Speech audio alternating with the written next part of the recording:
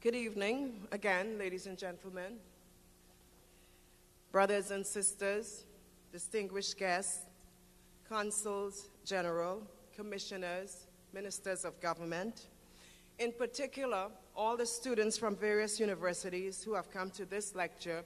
When I invited Angela Davis to this lecture, after being with her on a panel this summer at Syracuse University, she indicated then that she was pleased to know that we had an Eric E. Williams lecture, and that she would be honored to be part of such distinguished company, and indeed that her paper would engage some of Williams's ideas in capitalism and slavery as it relates to the prison industrial complex. Join us this evening, therefore, as we welcome Angela Davis to South Florida, as we honor her, as we mark the contributions of Dr. Eric Williams, former Prime Minister of Trinidad and Tobago and consummate historian himself, originator of a unique technique of, as Erica reminded me yesterday during an interview, of bringing knowledge for the masses, or to the masses, in his University of Whitford Square model, which we only minutely emulate this evening. It is my great pleasure and honor to introduce tonight's speaker. Dr. Angela Davis is a distinguished professor of the History of Consciousness Department at the University of California, Santa Cruz. She studied at the Frankfurt School in Germany and also attended the University of Paris. She received her bachelor's degree from Brandeis University, her master's degree from the University of California, San Diego, and her PhD in philosophy at the Humboldt University in Berlin. In 1994, she received the distinguished honor of an appointment to the University of California Presidential Chair in African American and Feminist Studies.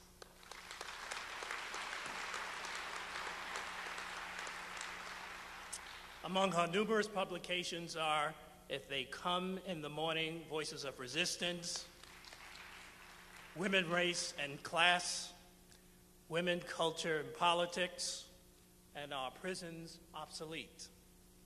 I had the opportunity to meet Professor Davis in 1982 at the American Federation of Teachers annual convention in Los Angeles. Indeed, that 1982 convention was a significant victory for progressive forces. Some may argue it was significant because the president of the American Federation of Teachers, Albert Schenker, managed to persuade President Ronald Reagan to speak at the convention. But those who make that argument that this was some type of victory because Reagan made his appearance are sadly mistaken. Let us not forget who Reagan was as president. Ronald Reagan was a union buster. He destroyed PACO, the union representing the air traffic controllers, when those workers went on strike demanding better working conditions. He led a fierce campaign against civil rights by appointing anti-civil rights judges, opposing civil rights legislation, leading a crusade against affirmative action, and pushing the, quote, colorblind notion. He was a supporter of the racist apartheid regime in South Africa. His policy of constructive engagement did nothing to challenge the racist regime, while at the same time he was minding the harbors of Nicaragua and invading Grenada, helping to topple the New Deal movement.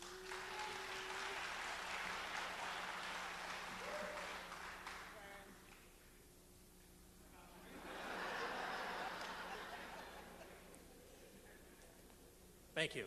Okay. But the most important event, I would like to also note that we organized teachers and we managed to walk out of that convention.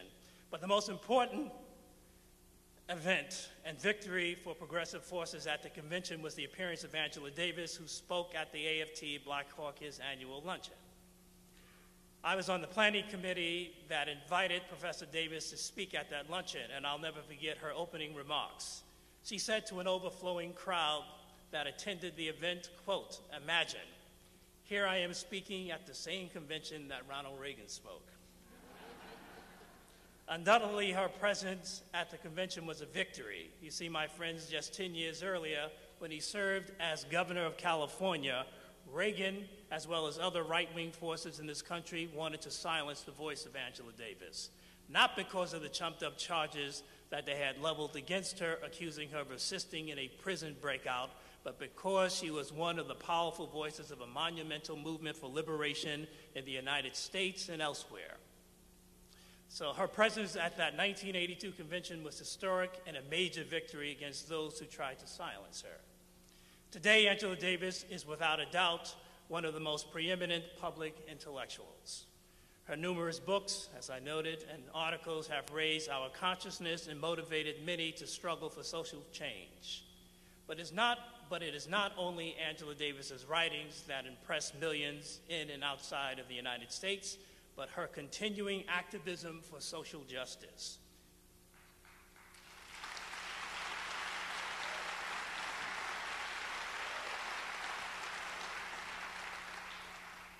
In an article entitled Masked Racism, Reflections on the Prison Industrial Complex, Professor Davis writes, quote, "Prisons do not disappear problems, they disappear human beings.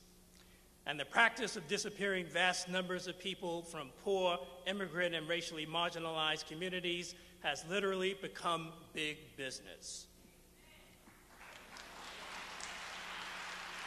Tonight, Professor Davis will speak to us about this new form of slavery known as the prison industrial complex. Professor Davis.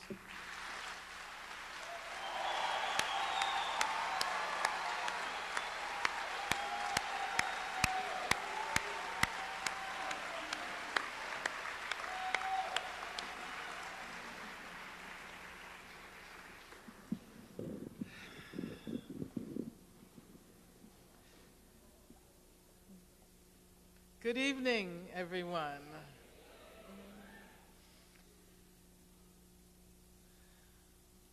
First of all, I feel extremely moved and honored to be in the presence of such a distinguished audience, including the members of the community and students who were not able to get in this evening.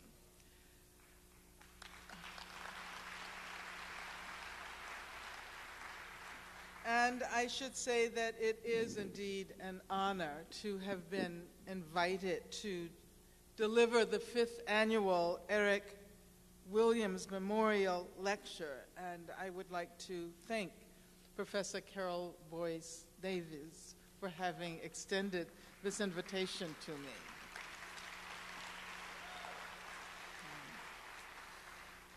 And I'd also like to express my gratitude to Erica Williams-Connell for her role in the development of the Eric Williams Memorial Collection at the University of the West Indies in Trinidad and Tobago, and for collaborating in the organization of this event. I'm not going to mention all of the other names which you've heard several times. I would simply like to say that this is really a wonderful community building gathering. I have not been to South Florida for a very long time. A very long time.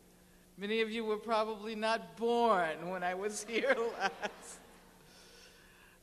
And I must say that I'm absolutely impressed by the spirit of this gathering, by its diversity,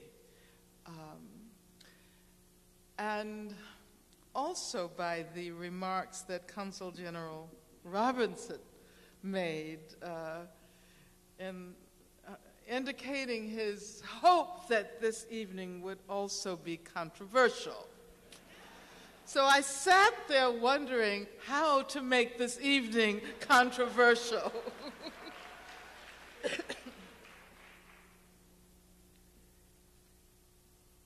I hope that we can engage in a conversation about one of the most urgent problems of our time. The prison industrial complex, which increasingly has global dimensions and is linked to the development of transnational capitalism. But first I want to say a few words about Eric Williams. As all of you know, Eric E. Williams, the first Prime Minister of the Republic of Trinidad and Tobago, was one of the germinal figures in the development of Africana, what we now call Africana studies. His work, together with that of such influential intellectuals as W.E.B. Du Bois, established the groundwork for a new field, which has greatly evolved over the last 30 years. Eric Williams, as you've heard, was also an activist, a public intellectual for whom the quest for global racial and economic justice was always at the core of the scholarly enterprise. My own research has been profoundly influenced by Eric Williams' work. And I'll simply mention the fact that when I wrote the very first article I published, and I wrote it in a jail cell in Northern California. It was an article on the role of women in the slave community. Eric Williams' work, Capitalism and Slavery, was one of the major texts I consulted, and I have to tell you that my lawyers and I had to engage in a protracted fight with the jail authorities before I was allowed to receive this book. Imprisonment and slavery have been two lifelong obsessions of my own activism and research. And so this evening, in honor of Dr. Eric Williams, I want to try to urge you to think about the historical system of slavery and the prison, the institution of the prison together. And specifically, I want us to think about the extent to which the vast global apparatus of imprisonment, and particularly corporate involvement in the business of punishment, that these developments are related to what I would call the sedimented history of slavery we are living out today.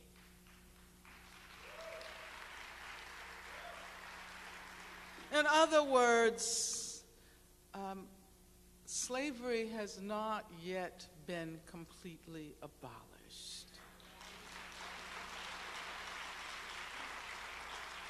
And I think it is important for us to learn how to talk about this institution as it affects our lives today. Later, I'll probably make reference to Du Bois's notion of the abolition democracy. That is to say, that the complete abolition of slavery would have required the institution of economic, political, social democracy. And here we are at the beginning of the 21st century, and we cannot yet say that racial democracy, economic democracy, has been extended to people throughout this country, throughout the hemisphere, and throughout the world.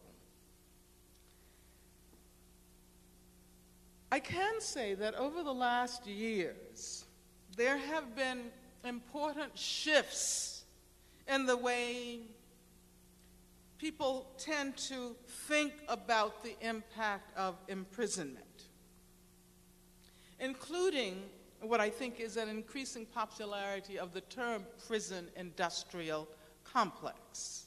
Most of you are familiar with that concept, right? Which would not have been the case 5 years ago.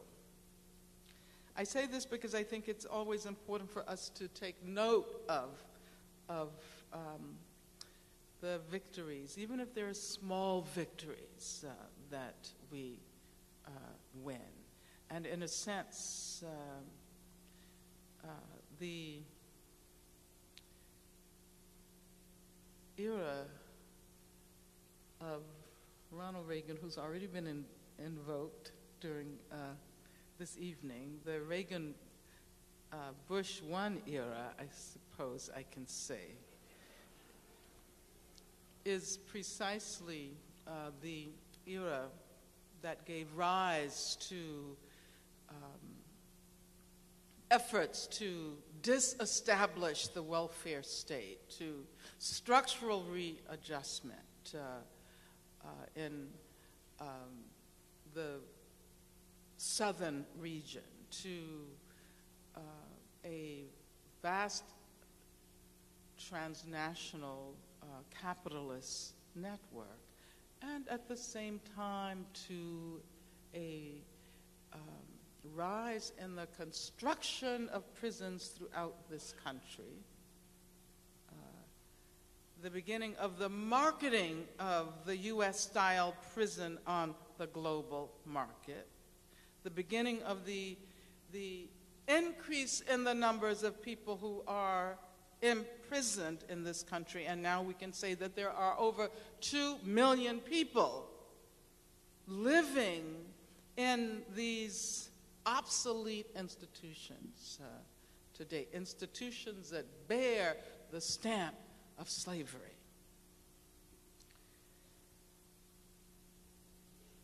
But a lot of things have changed over the last few years since that election that was decided in this state.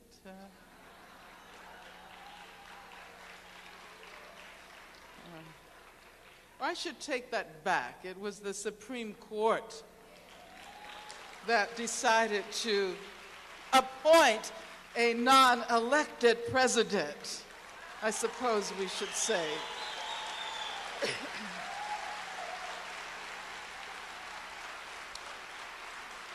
But I do want to point out the fact that were it not for the disenfranchisement of thousands and thousands of people in this state, and particularly people of African descent in this state, if it were not for the disenfranchisement of this vast group of people under the felony disenfranchisement laws, there would never have been a question of who would be the next president of the United States of America. So when we talk about the prison industrial complex, we're not talking about a single issue. We're talking about a whole network of issues that has critical ramifications for us today. Now,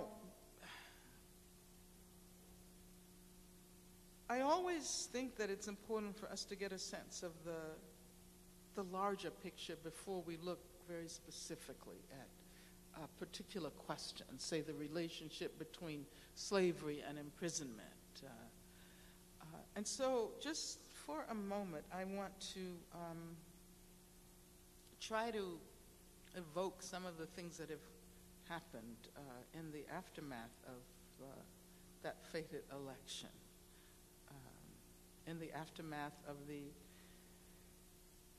attacks on September 11th, 2001.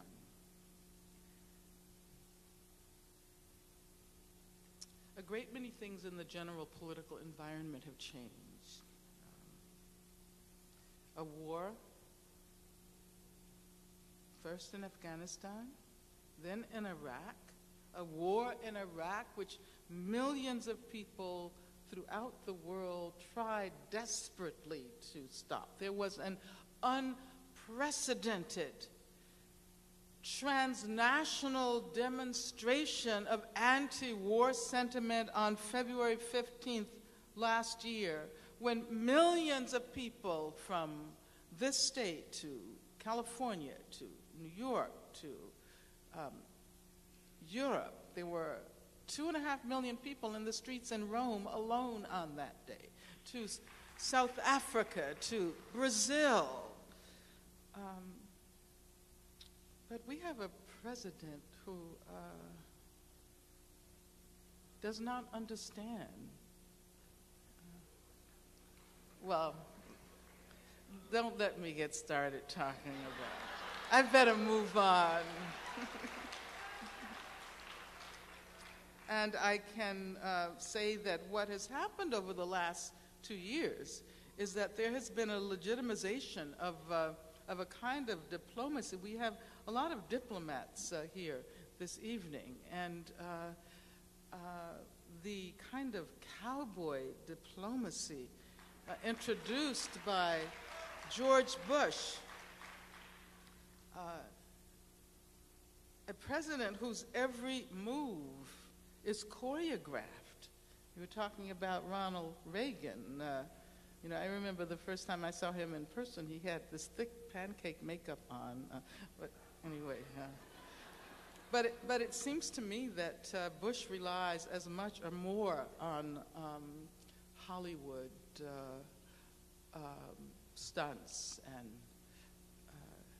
their mobile props that accompany him wherever he goes, mobile stage sets for every presentation he makes. And this is the president under whom the anti-democratic USA Patriot Act was passed. In such a short period of time, we've witnessed the creation of a Department of Homeland Security into which the former INS has been folded.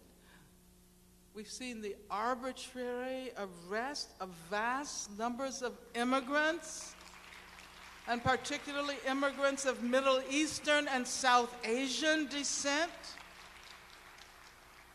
We've seen a renewed buildup of the military apparatus, the $87 billion recently requested, and that's just a part of the story. I mean, how many jobs could $87 billion provide? How many scholarships and fellowships for students who want to get an education? How much health care? How much housing? We have to keep these things in perspective, always, always. With this renewed buildup of the military apparatus, we see the ominous nuclear component merging once again. And we see a more graphically explicit relationship between the military-industrial complex and the prison-industrial complex.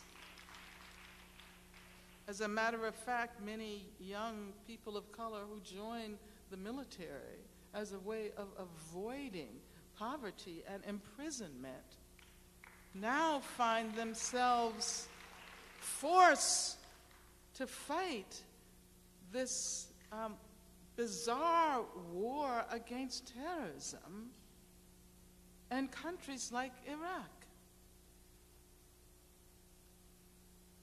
We've seen the emergence of a new nation, a new multicultural nation. Now, most of us are supposedly included in the embrace of the nation. And many people of African descent, many people of Latino descent were very happy to finally receive the invitation to join the nation. However, the price of admission to this new multicultural nation has been xenophobia. Xenophobia. Anti-immigrant sentiments, and also homophobia.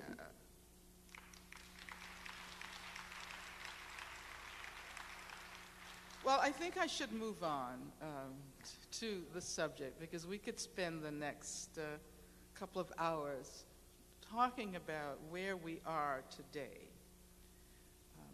But I want to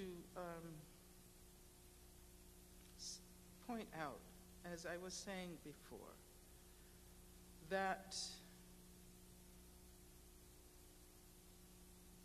many more people now understand the workings of the prison industrial complex. Cell phone. Everybody turn your cell phones off, even if you don't think it's on.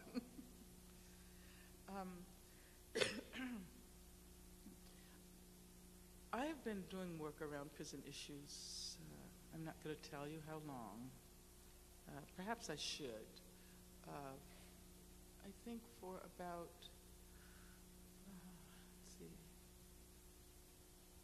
maybe about 40 years.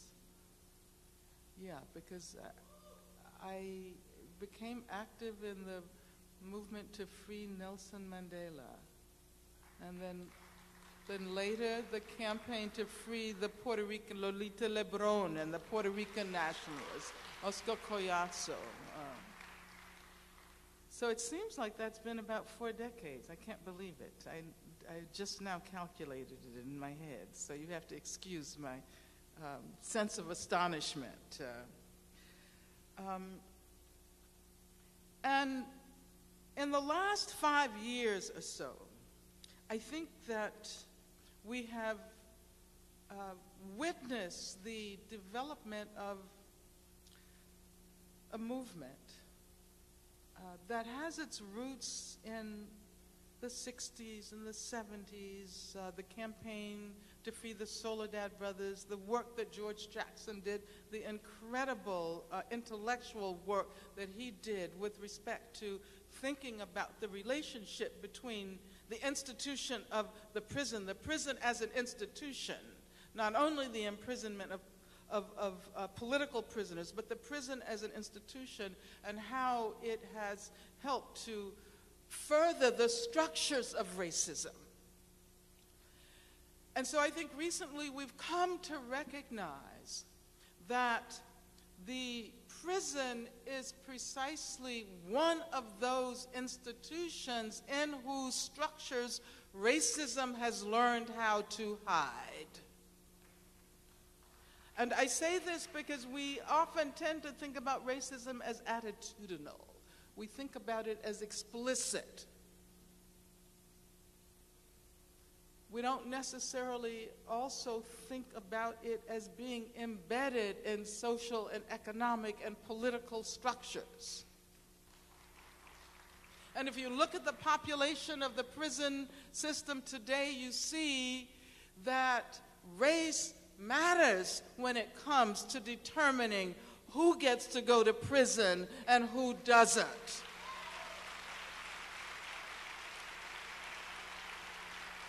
The vast majority of people in prison today are people of color. Black people, Latinos, Asians, Native Americans. Native Americans constitute the highest per capita portion of the prison population. That is to say, more Native Americans per capita go to prison than any other group. And women. Women generally get left out when we talk about the prison problem, right? But it's important for us to recognize that women, not only in this country, but in other parts of the world as well, constitute the fastest growing sector of the imprisoned population. And among women, it is black women who have the fastest growing rate of imprisonment than any other group of people in this society.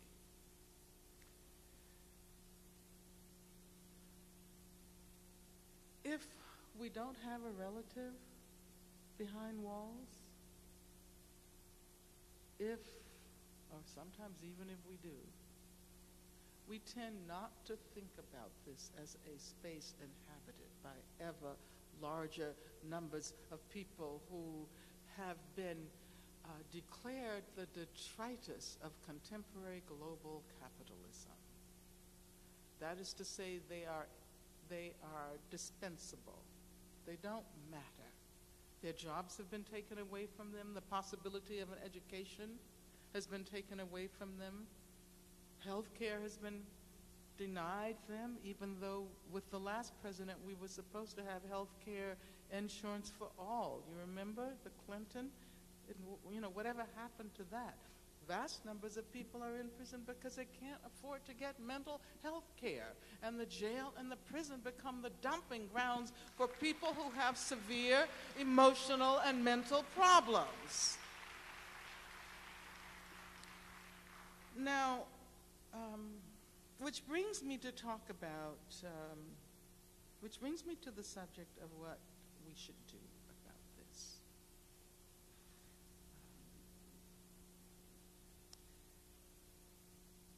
Most people tend to characterize the solution as prison reform.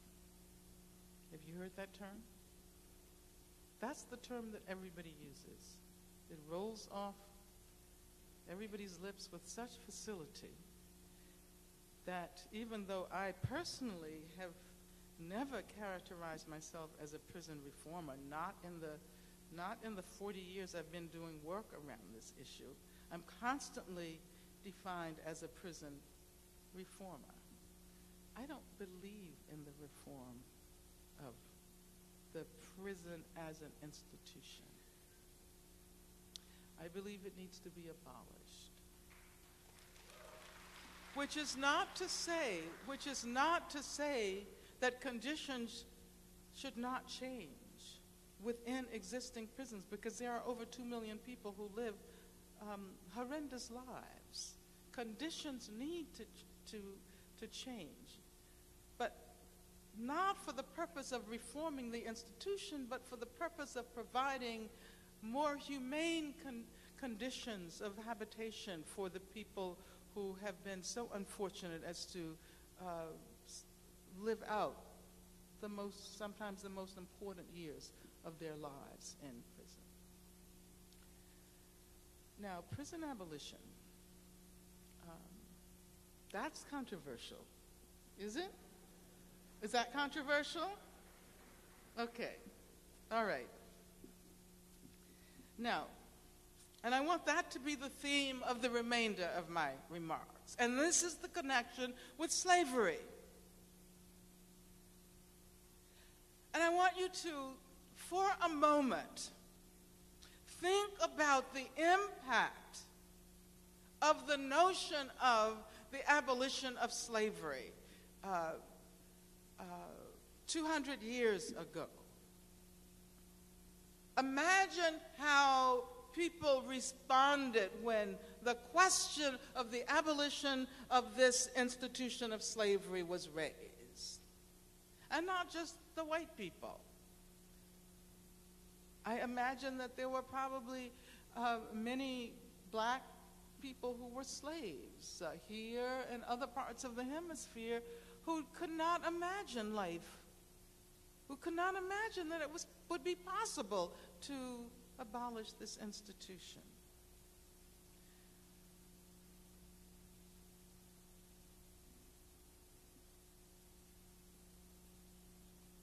So what are the conditions of possibility for the abolition of entrenched social institutions? I'm actually interested in the connections between the anti-slavery abolitionist movement, the anti-death penalty abolitionist movement, and the anti-prison abolitionist movement. It seems to me that there are historical connections. It seems to me that the number one priority on the reparations agenda ought to be to abolish the death penalty. But how can we think the death penalty in connection with reparations for slavery? That's the question, right? What kind of argument can we make that would persuade people that in order to develop an agenda for reparations against slavery, we have to think about the death penalty as absolutely central? Well, what I can say, and unfortunately, we don't have too much more time, but what I can say is that had not it been for slavery, the death penalty would more than likely have been abolished in the United States of America. Slavery became a haven for the death penalty. And precisely as a matter of fact, when the prison was invented, as U.S. American democracy was emerging, the prison was supposed to be a democratic institution, a form of punishment that was particularly related to a society of people who had rights, who were rights-bearing subjects. Because what does imprisonment do? It deprives you of rights. That is what the notion of imprisonment as punishment. It's predicated on the assumption that people who are in prison are individuals who have rights that can be taken away from them. Now, before people were recognized as having rights, it didn't make sense to use imprisonment as punishment. And so imprisonment emerges as punishment. I'm not talking about imprisonment per se. I'm talking about imprisonment as punishment. Do the time, the calculation of punishment in terms of time, which interestingly enough is very much related to the calculation of the value of the commodity, but that's probably a subject for another lecture. But we want to talk about the connection with capitalism here. So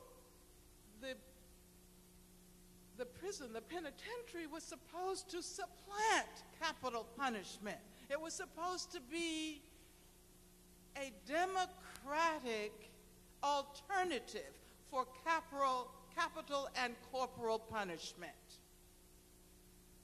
And as a matter of fact, for white people in this country, the emergence of the penitentiary did mean that most offenses that had been previously capital were decapitalized, and that corporal punishment was eventually abolished. But where did capital punishment continue to exist? Where did corporal punishment continue to take place? Under slavery. And so, as a matter of fact, the abolitionists, when they gave their amazing speeches against slavery, almost inevitably pointed to the question of the barbarity of punishment that continued to exist under slavery, and the differential punishment. Frederick Douglass, Lydia Maria Child, many others constantly pointed out that in a state like Virginia, there was only one offense for which a white person could be sentenced to death, but there were 66 offenses for which a slave could be sentenced to death.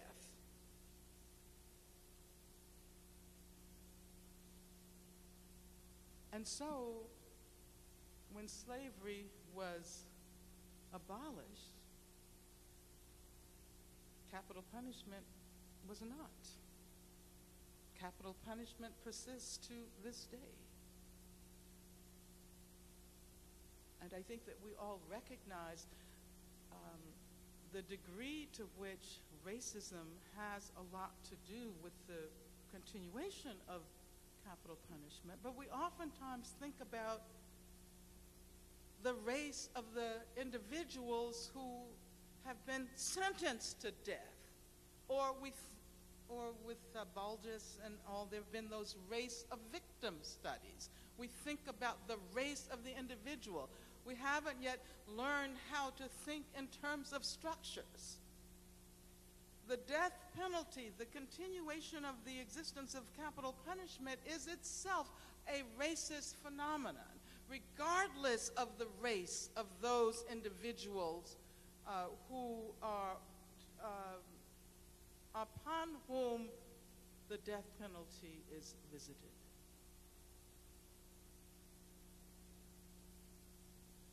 Capital punishment is a legacy of slavery. It's a sediment of slavery.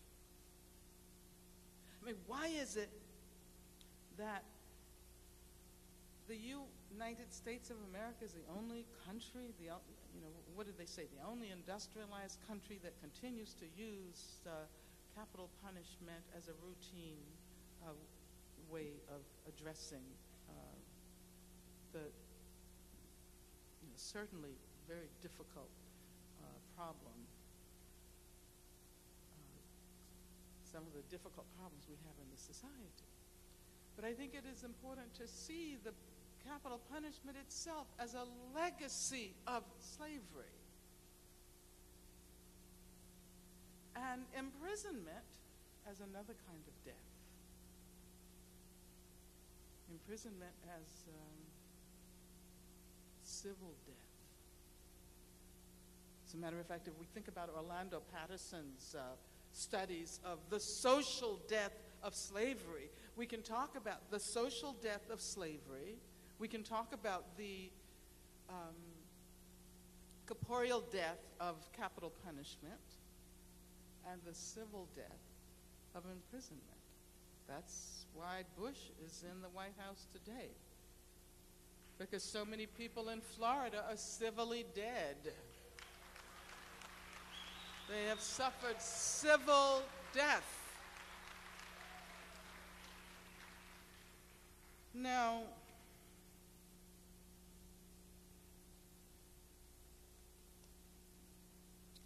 what can we do about this? What can we do?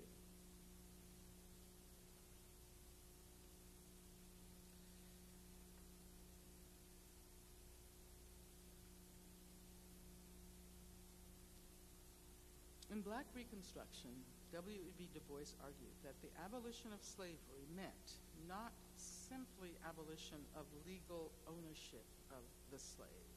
It meant the uplift of slaves and their eventual incorporation into the body, civil, politic, and social of the United States. The Negro must have civil rights as a citizen. He must eventually have political rights like every other citizen. Now, if you consider the fact that most 19th century abolitionist groups assumed that their task was done when the 13th Amendment was passed, the 13th Amendment abolishing slavery. Du Bois, when he used this term abolition democracy, pointed out that the mere abstract abolition of slavery would lead to an equally abstract freedom and would allow the system of racial domination that developed under slavery to haunt the future. And the contemporary movement for reparations is founded on what has been called the unfinished revolution of Reconstruction.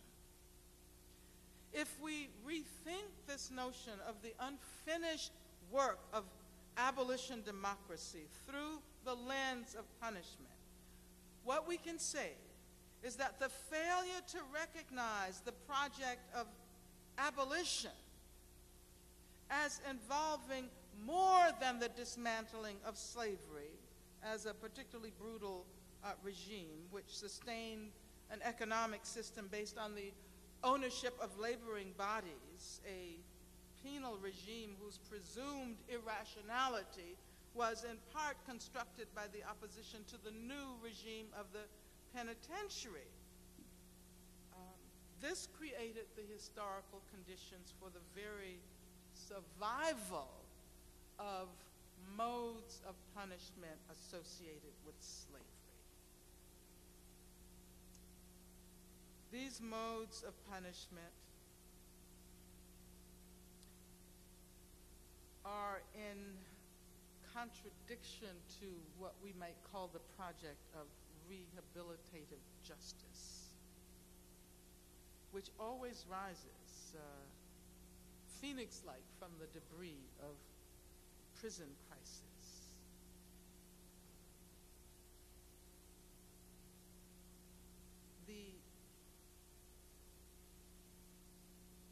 Okay, everybody's familiar with the term color blindness, right?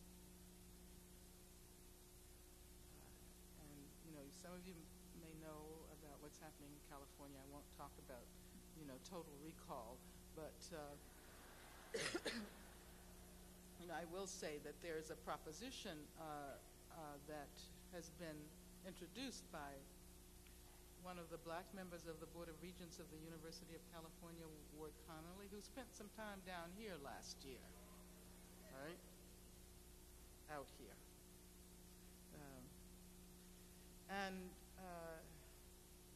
But colorblindness, that's the watchword.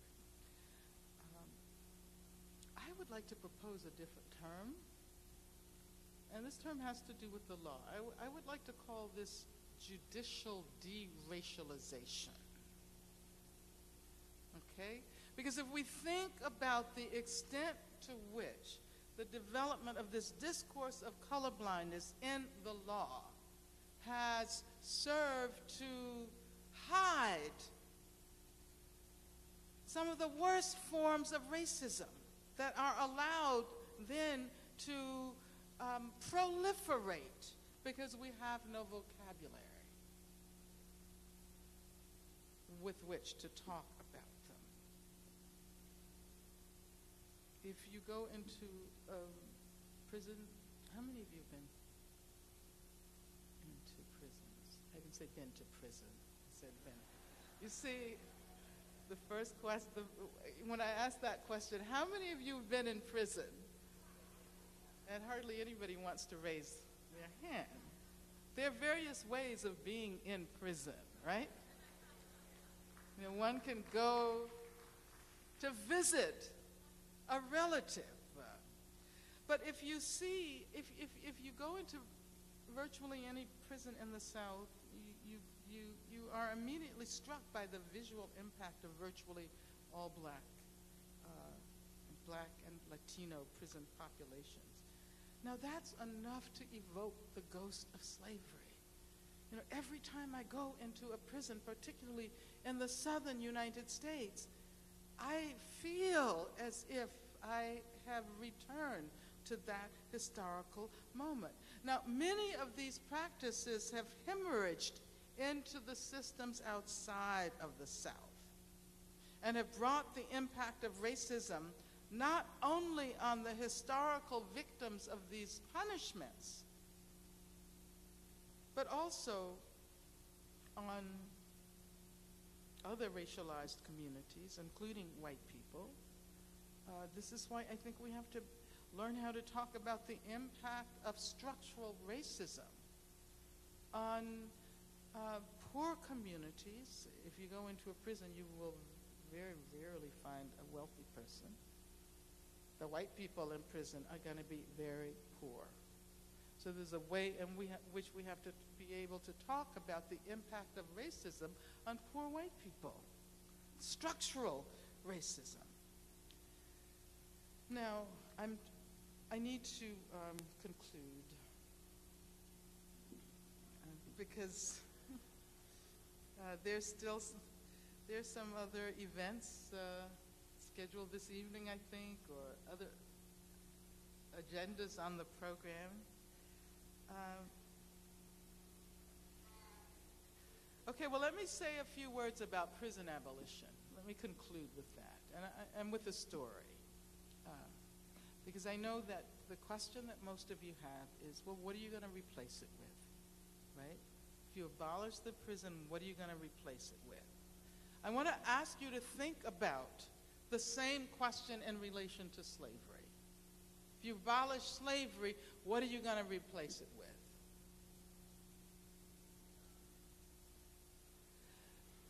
Exactly, exactly. I'm asking you to try to think about the abolition of the institution of the prison in a different way, and not to force your imagination to try to come up with a solution that fits the footprint of the prison. Do you understand what I'm saying? It makes no sense to think about another institution that is simply going to replace the prison. No sense. As a matter of fact, the term prison industrial complex allows us to think about the project of abolition in much broader terms. The prison industrial complex is not the sum of all the jails and prisons in this country and throughout the world. It is a set of symbiotic relationships among correctional communities, transnational corporations, media conglomerates, guards unions, legislative and court agendas. Of the increasing transnational incarnations of the prison industrial complex, the most dramatic is the insinuation of US-style anti-crime rhetoric into the new democracy of South Africa, and the erection of a US-style super maximum security prison, as well as the spread of private prisons in South Africa, private prisons owned and operated by corporations that are headquartered in the United States of America. And of course, the largest private prison company, the largest transnational private prison country is Corrections Corporation of America, which got started in Nashville, Tennessee. And until recently, CCA owned and operated the largest women's prison in the country of Australia. Now, if we accept the fact that the contemporary meaning of punishment is fashioned through these various relationships, then our abolitionist strategies will propose alternatives that try to pull these relationships apart. Does that make sense? What would it mean then to imagine a system in which punishment is not allowed to become the source of corporate profit? How can we imagine a society in which race and class are not primary determinants of punishment? Or one in which punishment itself is no longer the central concern in the making of justice? Rather than try to imagine a single alternative to the existing system of incarceration, we might envision an array of alternatives. Education can be seen as the most compelling alternative to imprisonment.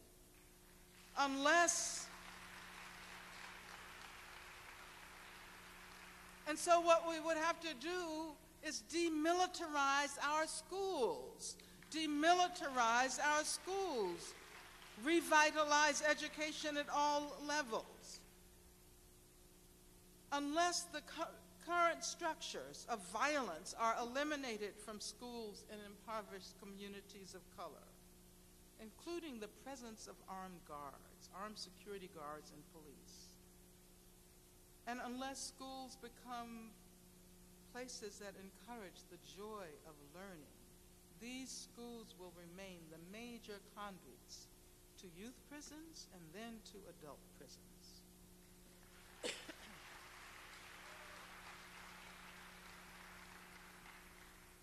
alternatives that fail to address racism, male dominance, homophobia, class bias, and other structures of domination will not lead to decarceration and will not advance the goal of abolition.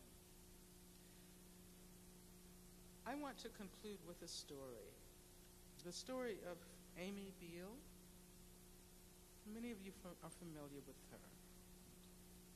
And I'm doing this in lieu of evoking the growing body of literature on reshaping systems of justice around strategies of reparation rather than retribution.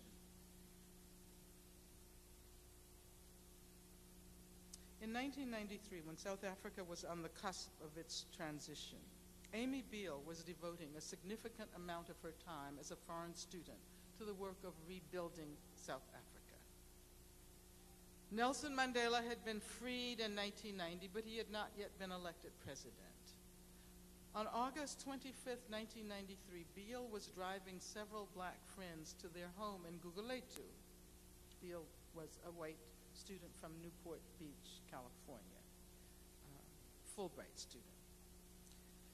A crowd shouting anti-white slogans confronted her, and some of them stoned and stabbed her to death. 4 of the men, and of course they were all black, participating in the attack were convicted of her murder and were sentenced to 18 years in prison.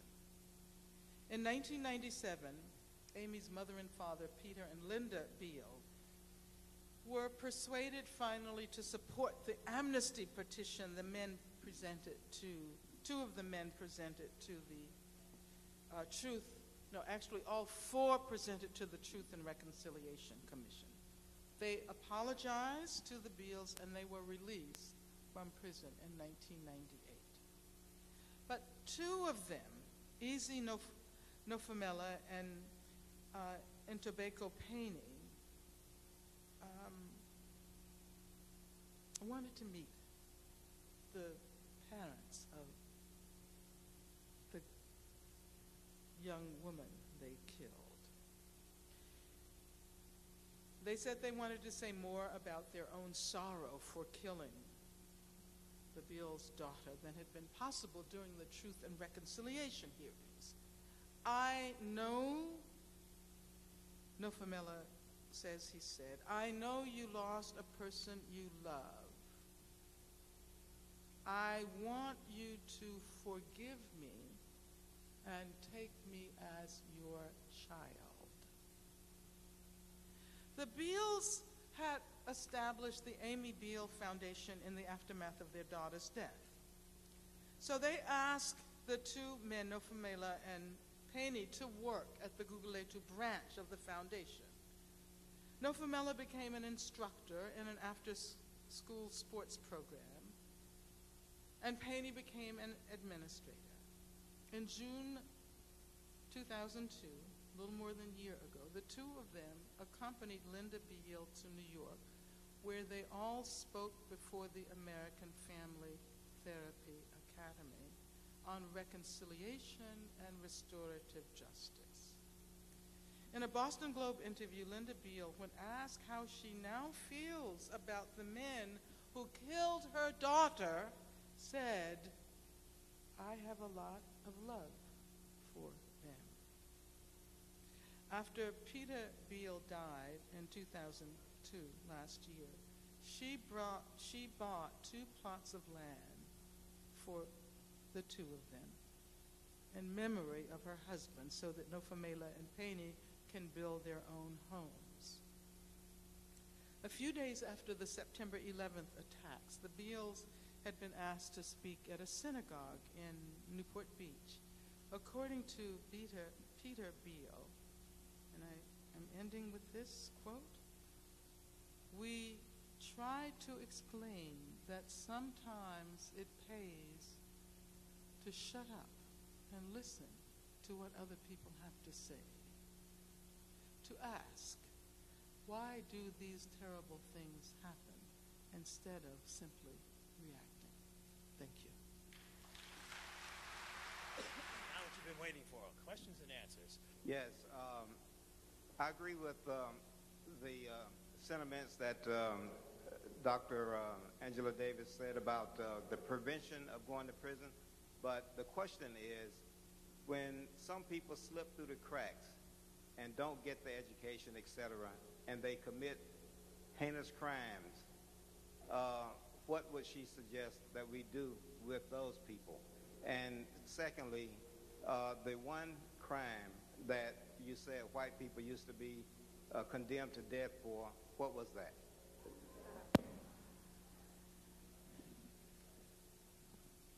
Okay, I'll answer the last part of your question first.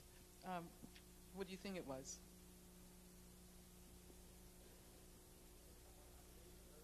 Yeah. And what do you think the 66, this was in the state of Virginia, the 66 offenses for which slaves could be put to death? Yeah, just about anything. Yeah, the question you raised initially is an important one. And the reason I ended with that story about Amy Beale was because I wanted to encourage you to think about the tendency that we all have to use the worst possible example as a justification for the entire institution. Yes, some people do terrible things. Yes, some people probably cannot live in communities where they may do harm to other people. But I think that we need to think about those kinds of questions in a framework that is not over-determined by the death penalty and the existence of the prison. If in South Africa everyone had been imprisoned who had ever committed an act that was against the law, probably everybody in South Africa would be behind bars today. And this is why they had to come up with a very different kind of solution. And I'm not saying it was a perfect solution, but the idea of reconciliation, of reparation, is something that we have to think about seriously, as opposed to immediately going to the question, well, what do we do with the murderers and rapists? Because that's what we're schooled to do. That's the first question we think about. So what I'd like us to do is to ask ourselves, why is that the first question? And by raising that question, we forget about, all of the people, the majority of people who are in prison who have not committed violent acts, the vast numbers of people who are in on drug charges, whereas, as I've said many times, in venues like this, we see increasing numbers of advertisements of commercials on television encouraging people to take drugs to make themselves feel better. So I really think it's important to think about the contradictions. And in that context, try to figure out, what to do with those people who might indeed present a major danger to their communities. Anybody else? How long are we going to do the, I think people would probably like to know. So about 10, okay. I'm going to have to ask Heather to come back to the stage. It's a violation of protocol, essentially not to read the governor's letter, and I think she needs to do that. Yeah, I wanted to hear what he had to say. Boo! Boo!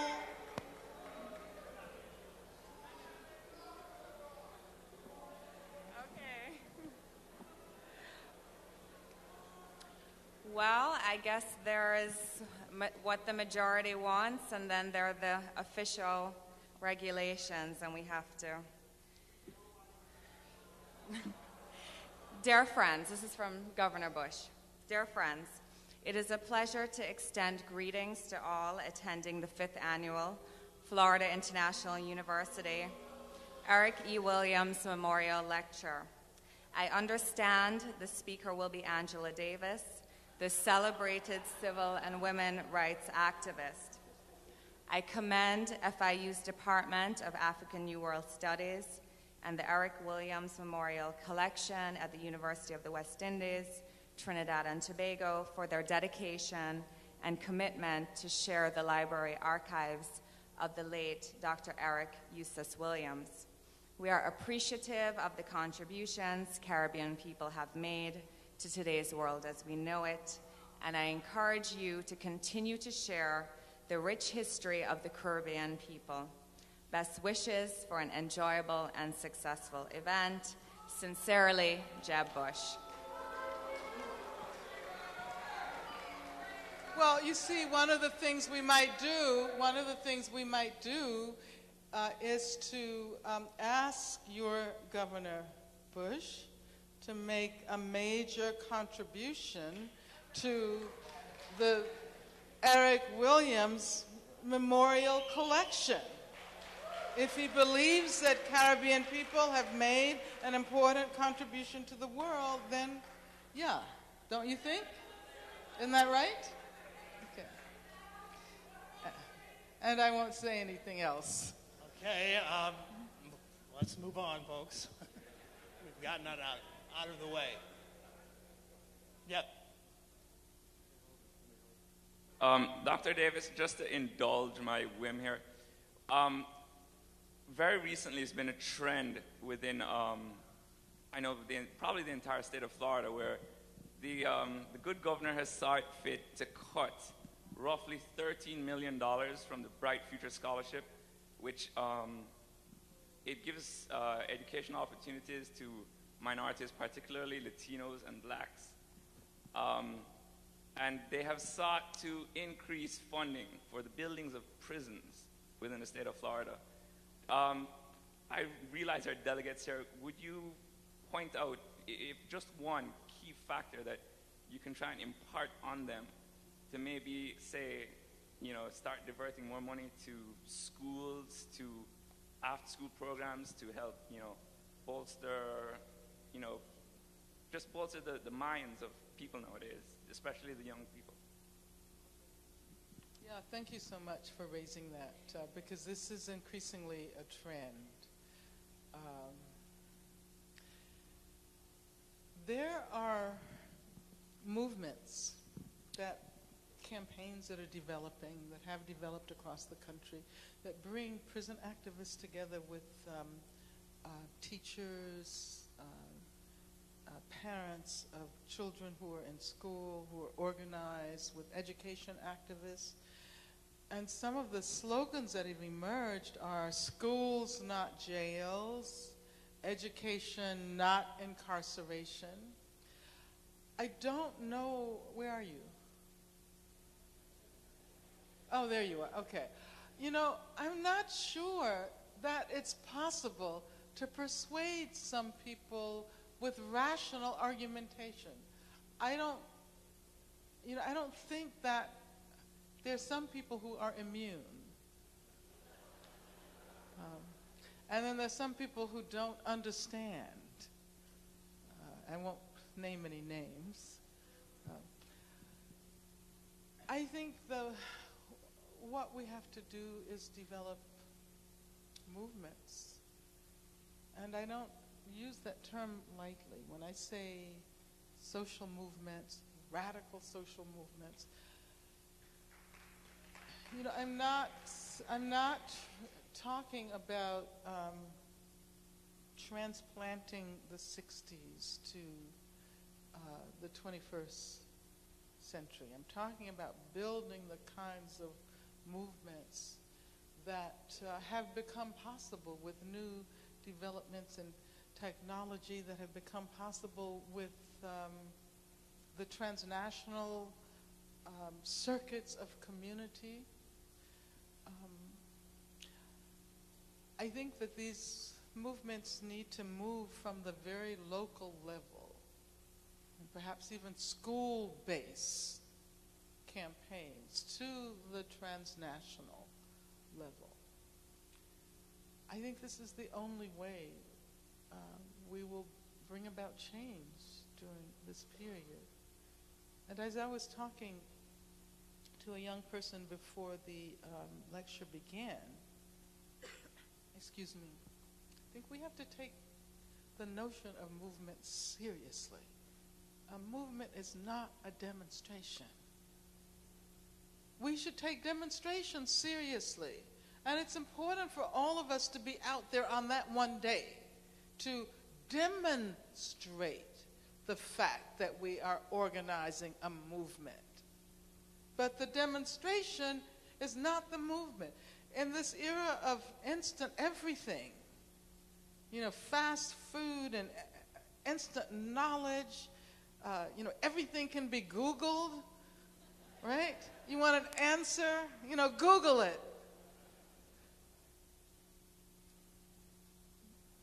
So that we've become very impatient, I think, and we don't acknowledge the care with which movements have to be built and the skill that's required,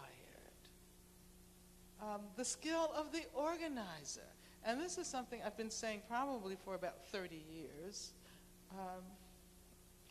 And what's interesting is that in most movements, the organizers are women. You see? And that's really, I think it's important to acknowledge the role that women have played, but also we need to recognize that oftentimes organizing, as I've said many times, is considered the housework of the movement, the invisible work, the work that doesn't really matter.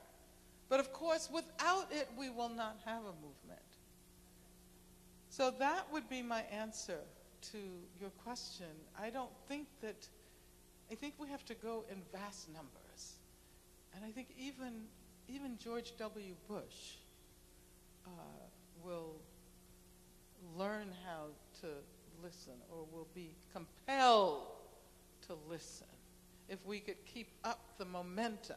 I mean, if those 10 million people or 15 million people didn't go home and back into their normal routines, but maintain some kind of a connection, if only a sense of transnational community. We feel so alone. We go out and participate in the demonstration, and for a moment, we feel like we're together, but we go home, and we don't know how to take those feelings with us. We don't know how to take those feelings of solidarity with us so that they nourish us and assist us to do the kind of work that's going to be necessary if we are going to bring about a change in this world.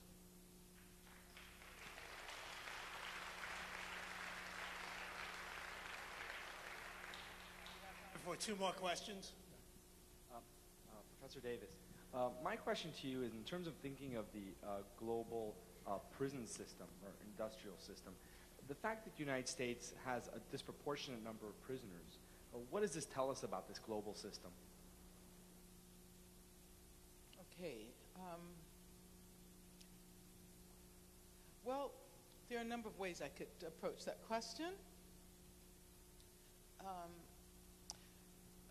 First of all, I would say that the racialized character of prison populations in this country, that racialized character does not belong only to the United States of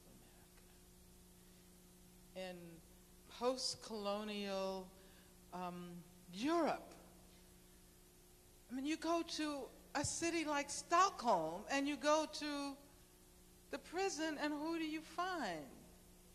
You find immigrants, Africans, people from the Middle East. You go into prisons in the Netherlands, and you find what we call people of color. So it's not just this structure of the institution.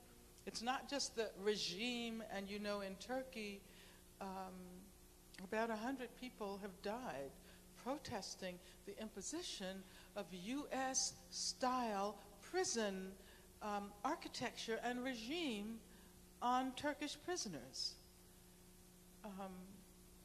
So the U.S.-style prison is being globally marketed. In many countries where people were not, even in a place like Brazil, Giuliani went over to Rosario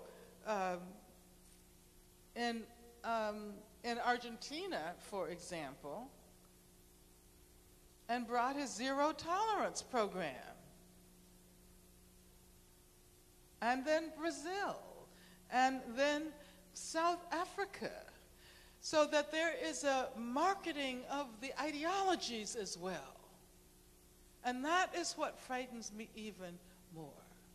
Because the ideology that developed in the 80s when Reagan was governor, the anti-crime rhetoric that developed in conjunction with the dismantling of the welfare state and the privatization of health care,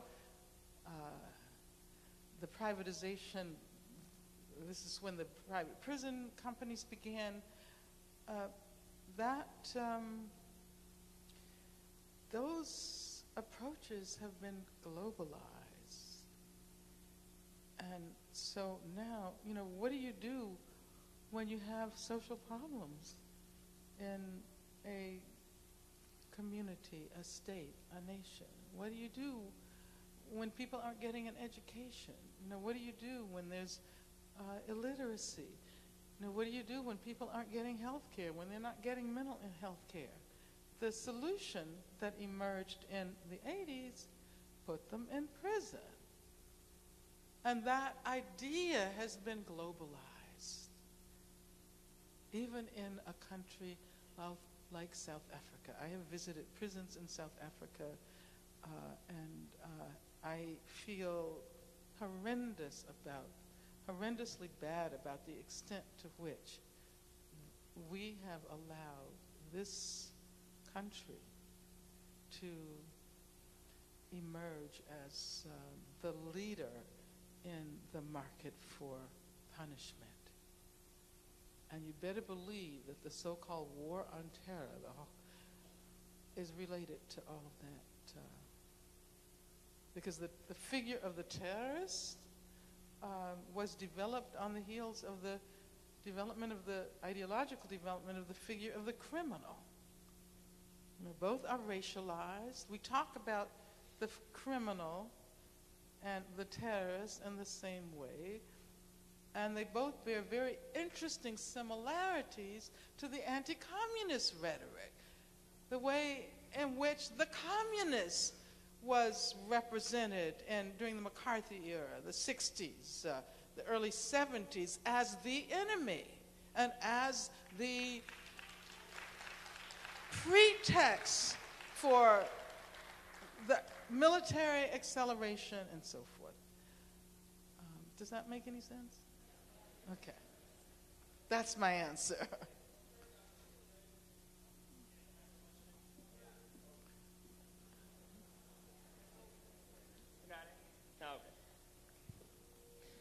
This may more relate to your scholarship than a question of immediate interest. That Tocqueville, taking you back, that Tocqueville, when it came to America, you see where I'm going, right? His intent was to study the prison system of America, right? That was his original intent. But because his program on the French Parliament had abolished slavery in the islands, the members, would you like me to continue? You would like me to continue, right? You know where I'm headed, right? She's laughing. consciousness speaking, do you think that Tocqueville was aware of the connection between prison and democracy? Okay. The question has to do, okay, most people know democracy in America, right? Right, de Tocqueville, Alexis de Tocqueville, right? Okay, the point that the questioner was making was that when de Tocqueville came to this country and ended up doing research that resulted in that 2-volume study that everybody is forced to read on democracy in America. And there's some interesting things in it. I'm not suggesting that it shouldn't be read. I read it. He came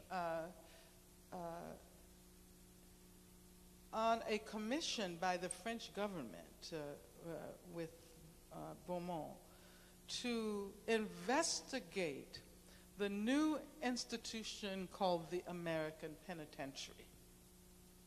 And so much of the time he spent in this country was spent visiting prisons. And as a matter of fact, Tocqueville and Beaumont produced a report to the French government on the possible application of the American penitentiary in France. So the question, it seems to me, has to do with this idea that the United States of America bears major responsibility for the dissemination of this particular form of punishment, not only in Europe, but all over Asia. If we look at the process of colonization, how the prison accompanied colonization as one of the major democratic institutions. So the question you ask about the relationship between the penitentiary and democracy is a very apt one.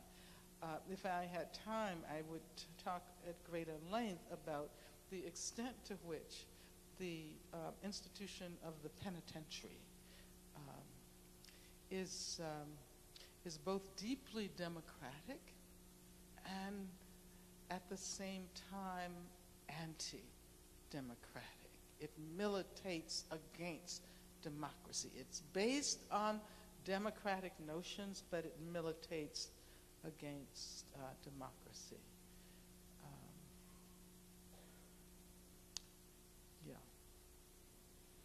You know, there was someone upstairs who very, just one. Well, we can actually get folks going to ask you. Two more? Two more, okay. Two. Wait. Yeah, one. Okay. Okay, I'll see if I can be brief. Okay, due to the fact that black women are going to prison at an alarming rate, what is one way to modify the Black Power strategy to empower the black woman to take charge, since black men have not yet stood up publicly for the black woman or the black family for that matter? Okay. Well, you know, I don't know if we can talk in terms of absolutes anymore.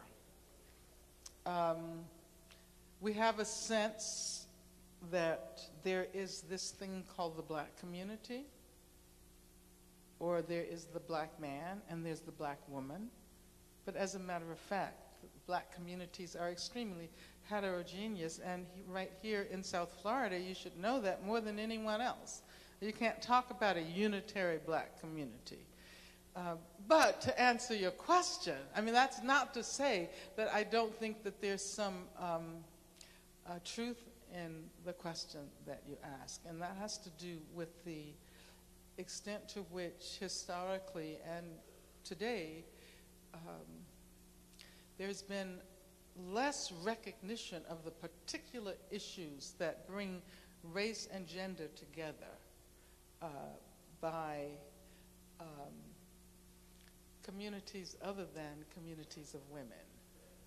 So what does this mean? It means that, yes, black men and all men have to stand up against domestic violence, for example, and have to recognize, you know, one of the things I would have said if I had had more time was that in this relationship between the military-industrial complex and the prison-industrial complex, violence against women is a thread. It's a theme. It is, when you think about violence against women in what I would call a privatized realm. We talk about the family. We talk about intimate relationships. That's usually how we think about violence against women nowadays, right? Even though it's a relatively new notion, violence against women. But when we say violence against women, we immediately think about battering and rape in the context of personal and private or privatized relationships. I think it's important to think about violence against women in prison. The strip search, for example, that happens to women all over the world, every single ever.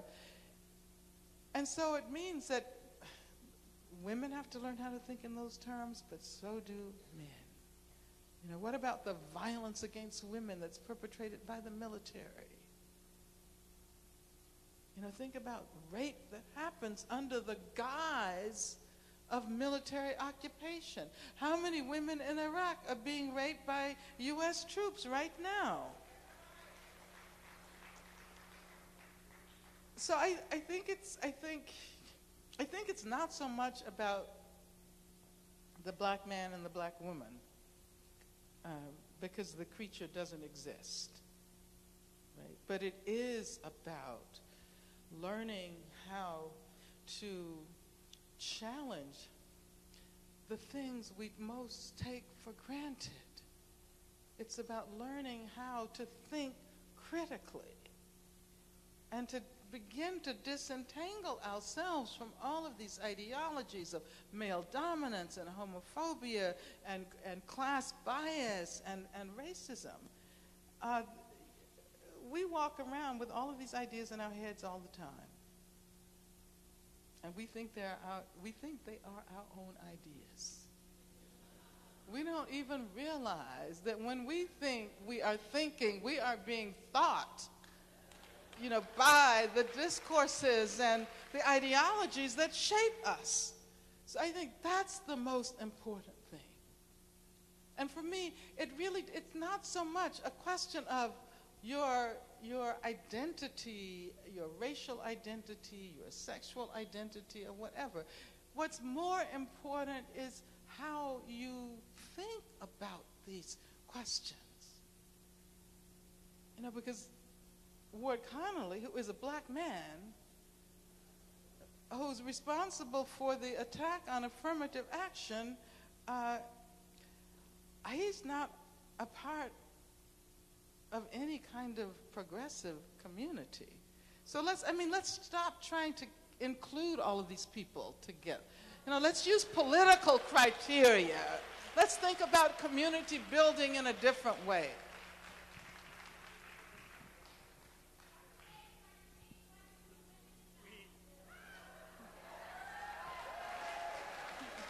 Joan. That's true. Let's do one more. Let's get a woman. Let's do one more question. Let's see. Okay. Dr. Davis, the word diaspora is a key word for this particular program in South Florida. And with the colorization of the planet and the disinterest of the political power for the voice of the American people, and with our own, I'm trying to get the right word, obsession with material things above and beyond the right to speech, the right to be heard, the right to say no to vouchers, the right to say no to the fact that our children are being tracked for prison, the right to say no to the fact that we can't discipline our children. It's illegal to discipline our children so that they become prisoners, they become criminals.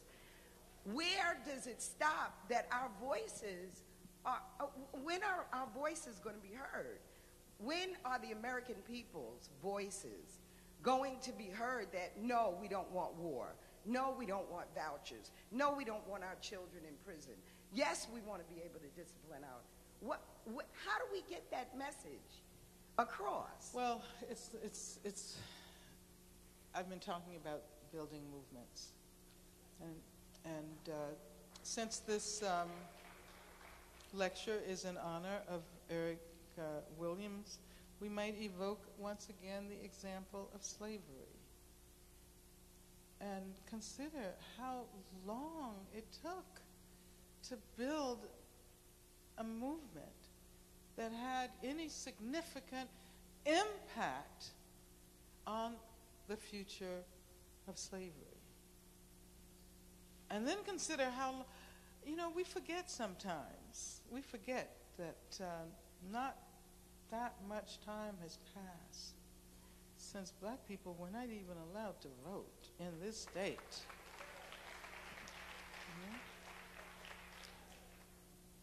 We are, I like to work with history because I'm persuaded that we live out those histories that we are convinced only exist in the past. We are living those histories today in a country where everyone is encouraged to be completely unaware of the impact of history. Historical amnesia is what America is all about. So that I would suggest that what you're talking about are the challenges of building a movement.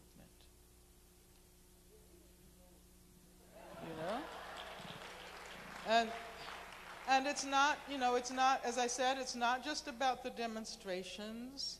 It's about reaching organized groups of people. It's about reaching the church. It's about involving the labor movement. One of the major challenges of this movement against the prison industrial complex is to get the union movement involved. It's to get the labor movement involved. Prisoners have been trying to organize labor movements for as long as prisons have existed. And there does not exist a single labor movement in a single penitentiary, in a single prison in this country. So, let's think about what we can do that's going to have an impact on the long run. That's not just this, instantaneous satisfaction that we seek. And it requires a little patience. But it also requires getting all kinds of people involved, like artists. It seems to me that young people today are more influenced by music, by spoken word artists, than by anything else. And so, how do you imagine art doing the kind of work that will encourage critical thinking? Because see, that's, like I said, that's what I think it's all about. Learning how to question that which we most take for granted.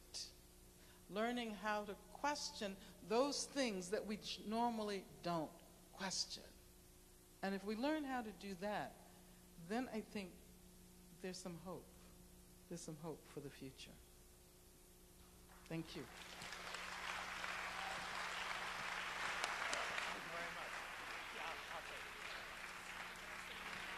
Yes.